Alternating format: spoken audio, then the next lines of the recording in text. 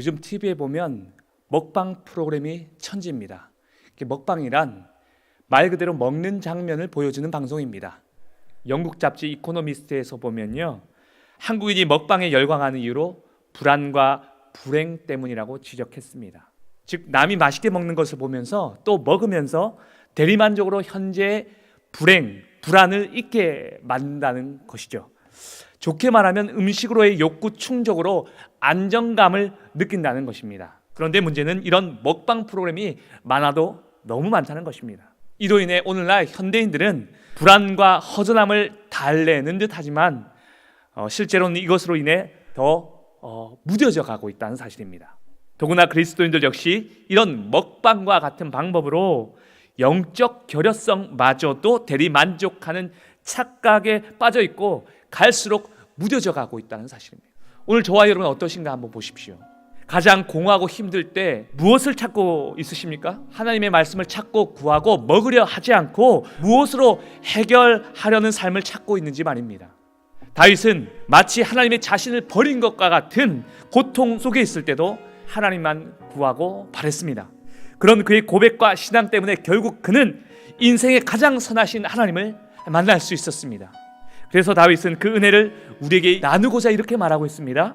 너희는 여호와의 선하심을 맛보알지어다. 그러나 우리는 좀처럼 영원한 것으로 채우시는 하나님과 그분의 말씀을 맛보려 하지 않습니다. 말씀으로 우리의 영혼의 공허와 문제를 해결해야 하는데 오늘날 먹방과 같은 대리만족으로 우리의 영적인 결여와 공허함을 해결하는 맛에 길들여 있다는 것입니다. 그 맛으로 길들여진 사람은 성경을 찾지 않습니다. 하나님을 부르짖지도 않습니다. 그것으로 영혼의 안심을 누리는 것으로 착각하고 안심하고 누워만 있습니다.